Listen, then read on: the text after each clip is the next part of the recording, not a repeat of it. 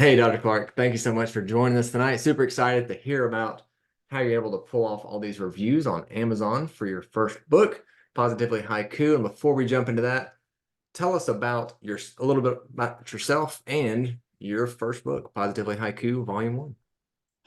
Well, good evening, everyone, and Daniel, thank you for inviting me for this opportunity, and it's so great to collaborate with you and Argyle Fox on my first children's book, Positively Haiku: Illustrated Affirmations in 17 Syllables. So I am a psychiatrist.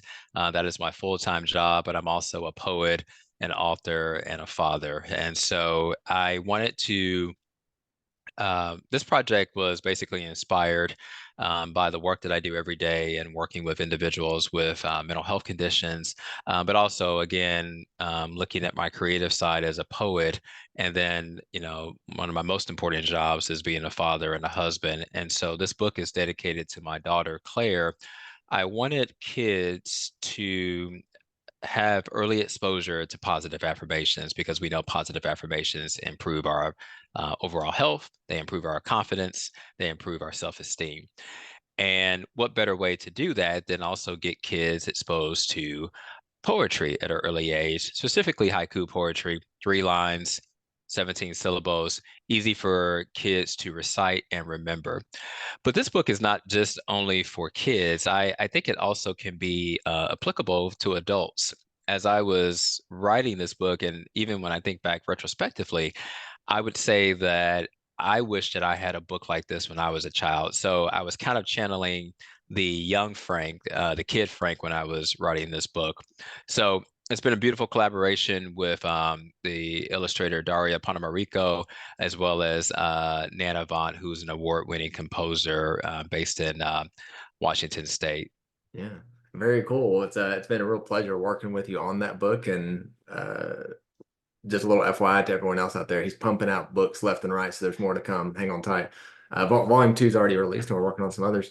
But so when you think about in the creation of your book, and you think, okay, we're going to publish this, I want to get it out there. What were kind of I know you did it so that kids would be exposed to poetry. Uh, what else were your goals, and how did online reviews play into that? Right. So I would say, besides getting kids exposure to poetry and positive affirmations, I wanted to, when I think about success, I think about what type of legacy do I want to leave? A lot of times children's books live in perpetuity.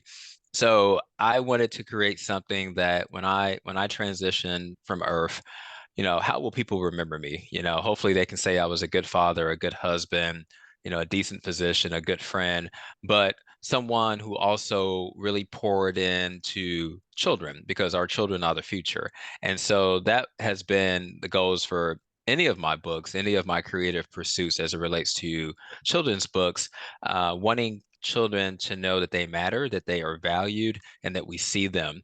And then also, I think um, the secondary goal was to utilize my craft as a psychiatrist in a different way.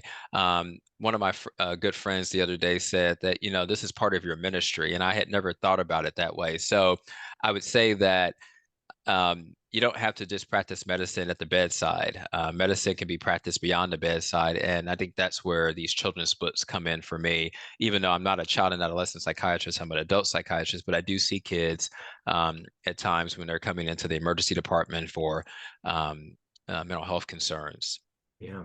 Yeah. So thinking about that and kind of the goal to put this in kids' hands and encourage them, how do reviews play into that? How do reviews help you meet that goal?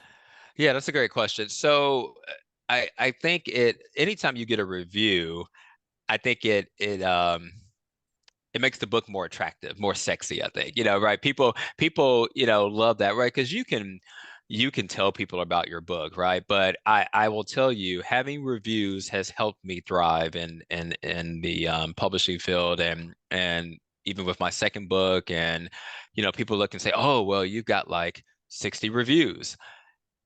That helps. Yep. So, and then, right, we know things kind of spread word of mouth. People are more likely to buy your book if they say, well, I brought his book and look at his reviews. And so I'm very intentional about asking people, um, people I work with, my friends, my family, strangers, that, in terms of when I have book events, can you please write a review? It doesn't have to be something, it doesn't have to be a 5-page essay, even just 2 sentences, right? And that makes a world of difference.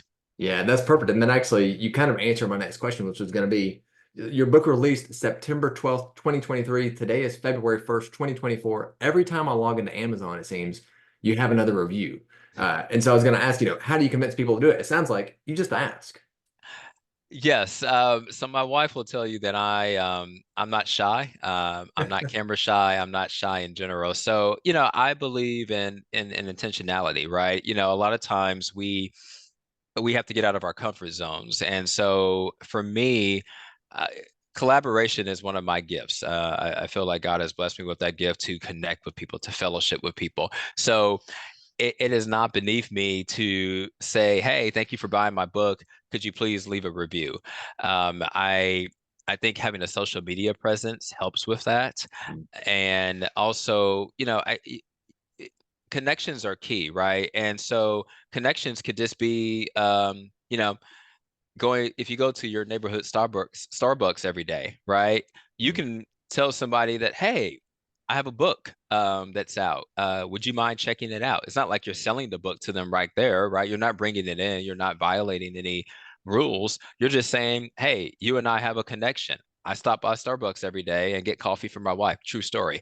But I have, when I am going through the drive-through, I will tell the employees about my book because we've developed a relationship and they've checked my book out. Now, I don't know if they've actually purchased it, but I've taught them about part two. And so then they can tell their colleagues about it. Or if I'm at I've been going to the public libraries and talking about my book. So I think it's important to be creative and, whether it be your faith community, your YMCA, anybody who you can get in front of that you have developed a relationship with, allow that relationship to thrive and utilize it to your advantage in a positive way, of course, and then say thank you for supporting me. Could you just please leave a review? Now, the other thing I will say, Daniel, is that I'm pretty good about bugging people in a healthy way. So if someone, because we all get busy, so I'll say, hey, friendly reminder, would you mind leaving a review? And I'm like, oh, I meant to do that. Thanks so much for reminding me. Yeah. Yeah. Thank you for that follow-up because that was gonna be my question also is so you ask them to leave a review, but how many times do you ask them? So it's just kind of, yeah, a general reminder because you know these people, right? And they care about you and on different levels, obviously you're Right. not best friends with all of them, but yeah, they want to support you. And so you mentioned faith community and the YMCA and all this stuff. And you're part of professional organizations also, which is giving you an avenue to go and speak to psychiatrists and such about your books.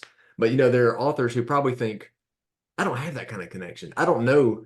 Uh, I don't have these people around me that I can go tell about my book. What would you say to those writers? I would say don't sell yourself short. You probably have more connections than you think you do. So I'll go back to social media. Um, there are mom Facebook groups. There's a mother's Facebook group, is my understanding. So if you're a author and you're a mother, I would promote the book in that group. Um, if you're a dad, you know, we have our guys' nights. Talk about your book there, right? If you're a part of a Rotary Club, talk about your book there. If you're at work, talk about your book there. The spaces are there. I think we just have to be mindful of those spaces and use them to our advantage. Um, but most people, I think most authors have a social media presence.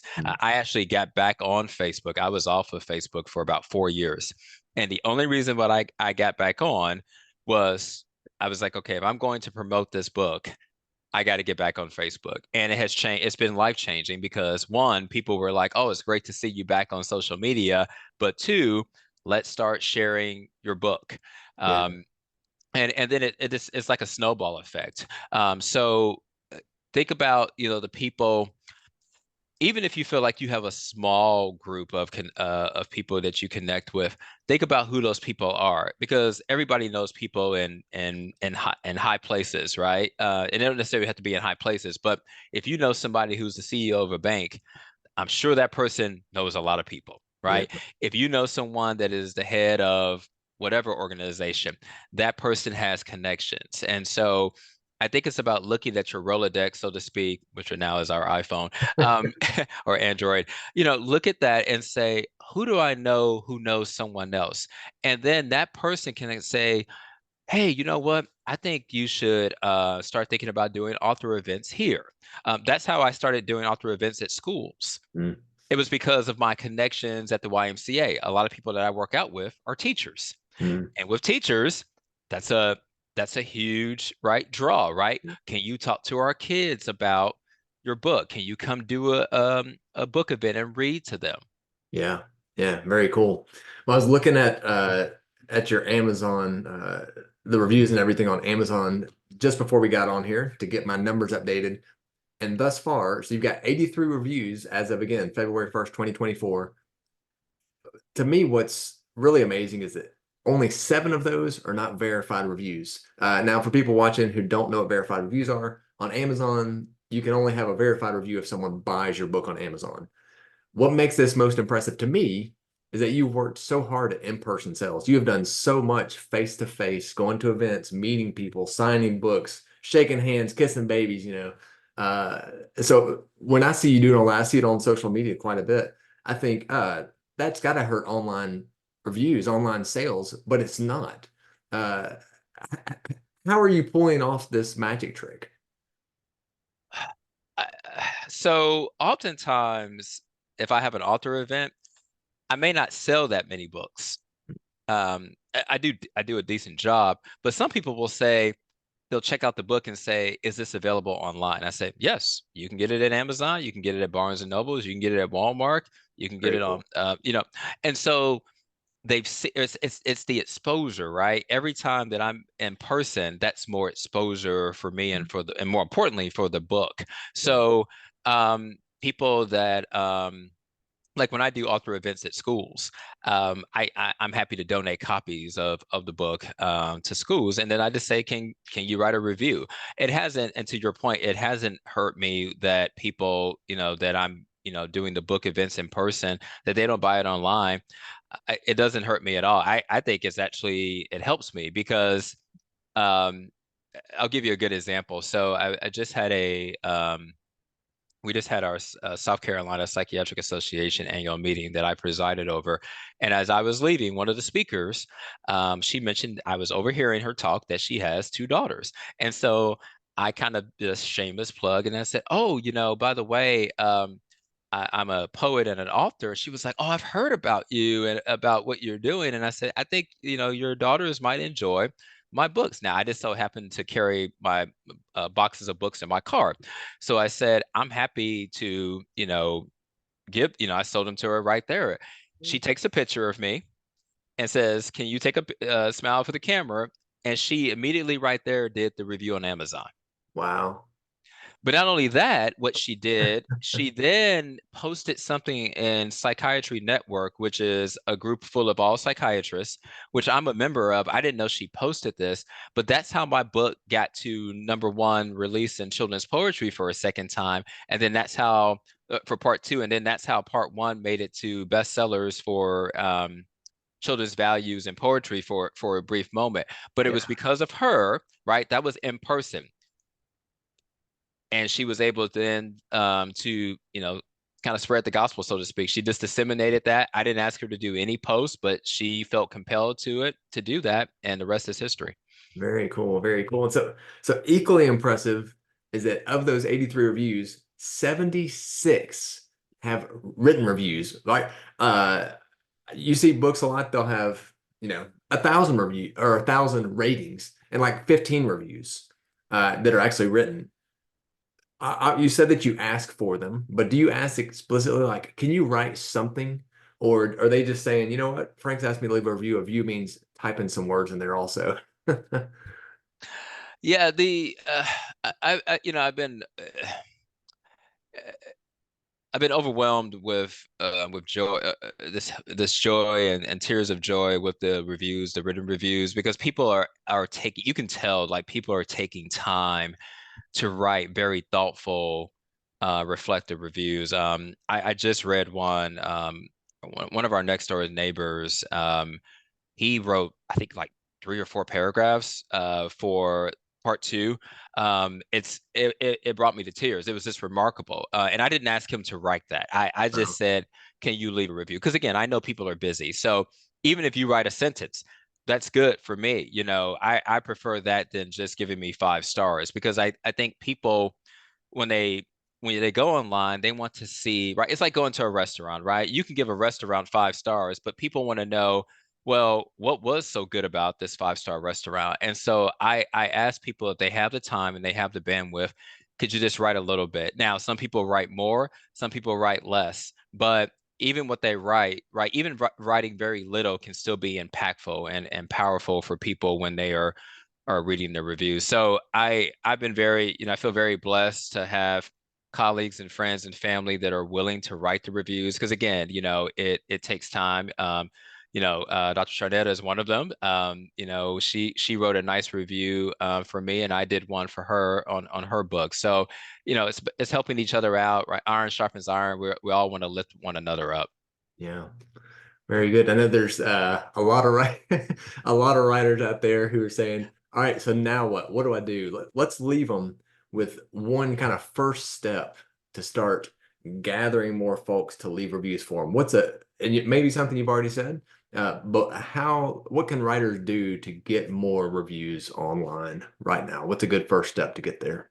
I would say that anyone start with the people who they know have purchased their book, Hmm. and go back to them, and keep a list, keep a tally, and just say, hey, I just want to thank you again for supporting me and for purchasing my book. It means so much to me. I have an additional ask. It would mean the world to me if you could write, just a couple of sentences about, how the book made you feel, how it made your children feel, like whoever is reading it. That Yeah. would be helpful for me. And then check in with them, maybe a week or two later and say, just wanted to a friendly reminder, right? Sometimes we have to bug people, and just kind of say, hey, I would really love a review. I think that's where you start. But then moving forward, as you're continuing to promote the book, again, look at the people you're surrounded by, and think about, okay, who can I ask, and I guess don't be afraid. I think that's the first thing, is don't be afraid to ask. You don't ask if you don't know. I would rather somebody say no to me than have some regret in saying, well, maybe I should have asked them. And no one has ever said no to me about a review. If anything, it's been an enthusiastic yes. Yeah.